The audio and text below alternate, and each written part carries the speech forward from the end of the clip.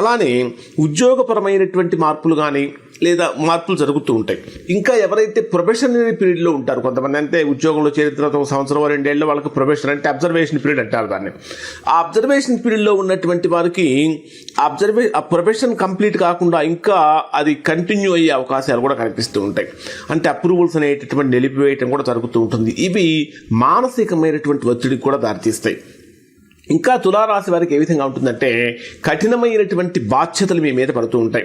అంటే 6వ స్థానంలో సంచరించేటటువంటి శని ప్రభావం కారణం చేత ఇక్కడ అంటే అదనపు బాధ్యతలు కూడా మీ మీద రావటం అనేది ఇక్కడ మీకు జరుగుతూ ఉంటుంది.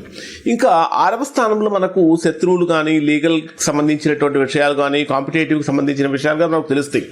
ఈ 6వ స్థానంలో శని వక్రంలో సంచరించేటప్పుడు మీకు వ్యతిరేకంగా ఎవరైతే ఉన్నారో వాళ్ళు అంటే నిగూఢంగా మిమ్మల్ని ఇబ్బంది పెట్టడానికి, నిగూఢంగా రహస్యంగా మిమ్మల్ని ఇబ్బంది పెట్టడం కోసం ప్రయత్నాలు చేస్తుంటారు.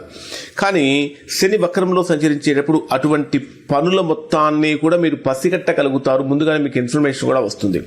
ముఖ్యంగా చెప్పాలంటే కోర్టు కేసుల్లో లీగల్ వ్యవహారాల్లో కొంచెం ఆలస్యం జరుగుతుంది. ఇక్కడ ధైర్యాన్ని కోల్పోకుండా పట్టు వదలకుండా ప్రయత్నించడం వల్ల మంచి ఫలితాలు పొందుతారు.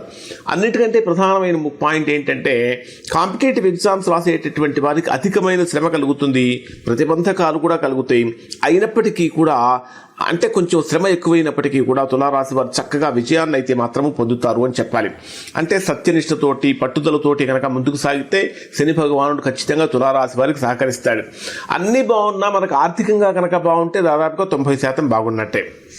మరి ఆర్థికంగా కనుక పరిశీలించినట్లయితే ఇక్కడ రుణాలు అంటే మీరు ఏదైనా గతంలో రుణాలు కనుక తీసుకొని ఉన్నట్లయితే ఆ రుణాలు తీర్చేసే సమయంలో కొంచెం ఇబ్బందికరమైన పరిస్థితులు కూడా వస్తూ ఉంటాయి. ముఖ్యంగా మీరు ఏదైనా రుణాలు తీర్చాలనుకుంటున్నప్పుడు అవతల వాళ్ళ దగ్గర మీ డాక్యుమెంట్స్ ఏవైతే ఉన్నాయో అవి తీసుకున్న తర్వాత డబ్బులు ఇవ్వటం అనేది ఒక ప్రధానంగా చెప్పదగిన సూచన. అంటే ఆకస్మికంగా వ్యయాలు కూడా పెరుగుతూ ఉంటాయి, ఖర్చులు కూడా పెరుగుతూ ఉంటాయి. ఆరోగ్యపరంగా కూడా కొంచెం జాగ్రత్తలు పాటించాలి. వ్యాపార పరంగా కనుక తీసుకుంటే ఇన్వెస్ట్మెంట్స్లు ఏదైతే మీరు పెడుతూ ఉంటారో అవి రికవరీ చేసుకోవడం అనేది కూడా ఇబ్బందికరంగా మారుతుంది.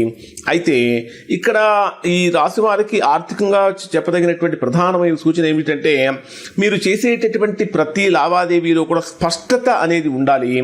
పత్రాలు అనేటటువంటిది అంటే డాక్యుమెంట్స్ అనేటటువంటివి చాలా జాగ్రత్తగా పరిశీలించుకోవటం అనేటటువంటిది రాశి వారికి ప్రధానంగా చెప్పదగిన సూచన.